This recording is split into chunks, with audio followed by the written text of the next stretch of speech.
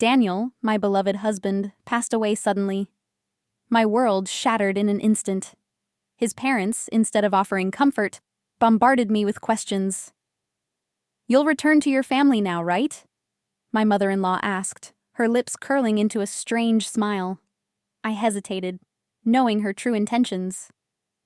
They never truly accepted me, only tolerating my presence because of Daniel.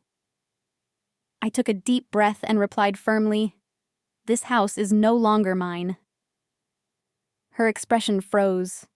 That was the first moment she realized her carefully laid plans were falling apart. But I knew this battle was far from over. I met Daniel through work.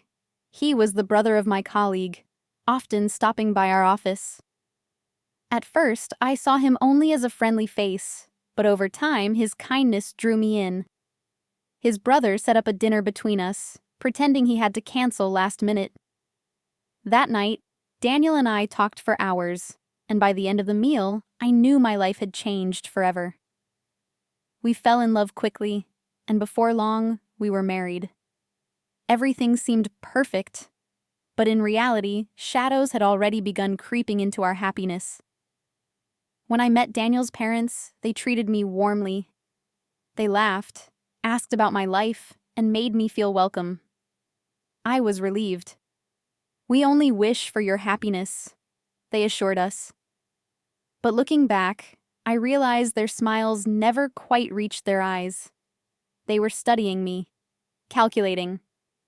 Daniel and I had plans to build our own home, but I had also inherited a beautiful house from my grandfather. His parents seemed especially interested in this detail. I thought nothing of it at the time, but that house became the reason for everything that followed. Shortly after our wedding, Daniel received a sudden job transfer.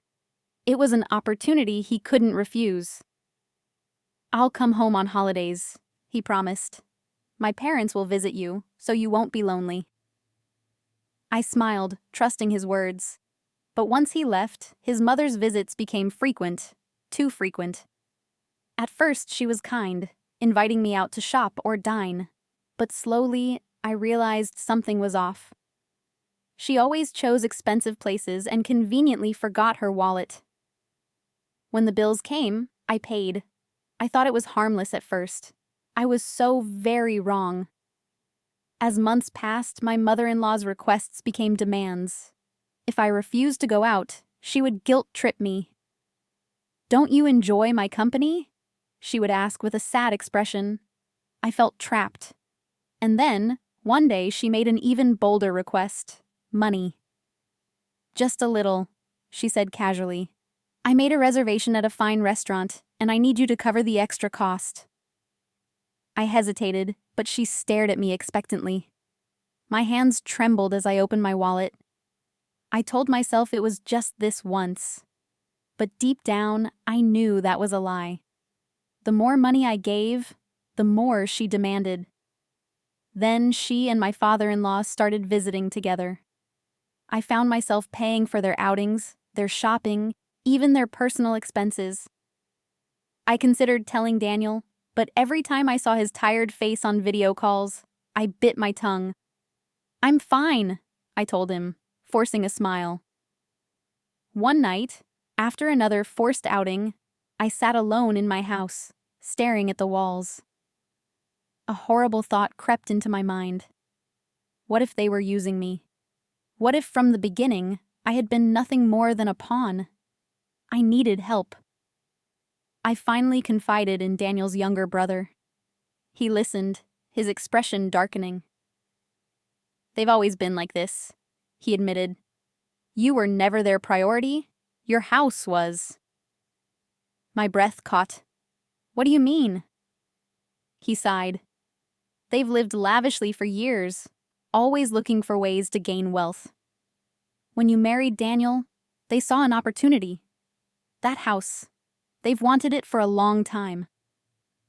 A chill ran down my spine. Suddenly, all the moments of false kindness, all the interest in my home, they made sense. My house wasn't just a home, it was a prize. That night, I made a decision. I would sell the house. I had to act fast before they could manipulate me any further. Daniel and I had already discussed moving once he returned. This was our best chance. With his brother's help, I found a buyer quickly. The papers were signed, and the deal was done. I felt a strange sense of relief. But my relief didn't last long. Daniel's sudden death changed everything. As I grieved, I knew I couldn't mourn in peace. Because his parents weren't finished with me yet. Daniel's funeral was a blur of sorrow. I barely had time to process his loss before his parents arrived, acting strangely. "You'll return to your family now," his mother said, smiling that twisted smile. And then I saw it, a moving truck parked outside. They weren't here to comfort me. They were here to take my home. My body went cold. "Actually," I said, keeping my voice steady, "the house has already been sold." Her eyes widened. For the first time, she was speechless. I had ruined their plan, but I knew they wouldn't give up so easily. Another truck pulled up, a moving company for the new owners. The workers stepped out, confused by the presence of Daniel's parents' furniture. "We need to move our things in," the new owner said, approaching. My mother-in-law's face turned pale. "This is impossible," she whispered. "This house belongs to us." Her voice rose to a desperate shriek. But it was too late. The documents were signed. The house was no longer mine, or hers. As the reality sank in, her expression twisted from shock to fury. I braced myself. She wouldn't leave quietly. The new family demanded my in-laws remove their furniture. My mother-in-law refused, clutching the doorway. "This is our home," she screamed. The movers hesitated, unsure of what to do. "Call the police," the new owner said. My father-in-law's face turned red with anger. He grabbed my mother-in-law's arm, trying to drag her away, but she resisted, sobbing. "How could you do this to us?" she wailed. "We deserve this house." But no one was listening. The truth was clear. They had lost, and they had no one to blame but themselves. The police arrived quickly, and my in-laws had no choice but to leave. My mother-in-law, her face twisted with rage, pointed a trembling finger at me. "You think you've won?" she spat. "You'll regret this." But her threats held no power. The house, the one thing she had schemed for, was gone. The movers carried away their furniture as she screamed in protest. My father-in-law, ashamed, pulled her away, mumbling, "Enough. It's over." As they walked out, I exhaled deeply. My hands were shaking, my heart pounding, but for the first time in months, I felt free. My in-laws didn't disappear quietly. My mother-in-law couldn't accept her loss. Days later, I heard she had returned to the house at night, hoping to reclaim what was hers. But the new owners were prepared. Security cameras caught her breaking windows, tearing at the walls in fury. She was arrested the next day. My father-in-law, embarrassed and exhausted, filed for divorce. He had supported her for years, but now, with nothing left, he walked away. I should have felt satisfied. But as I watched them fall apart, I felt only a quiet sadness. Greed had destroyed them. With the house sold, I moved away, choosing a small but peaceful home. It was strange at first, quiet, unfamiliar. But in time, I began to breathe again. Daniel's younger brother stayed in touch, checking on me often. "You're family to me," he said, his voice sincere. His words meant more than he knew. Though I had lost so much, I realized I hadn't lost everything. The shadows of my past no longer controlled me.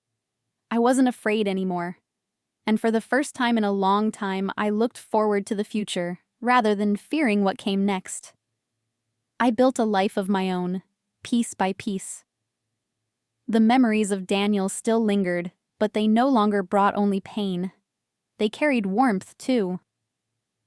I started new hobbies, made new friends, and allowed myself to smile again.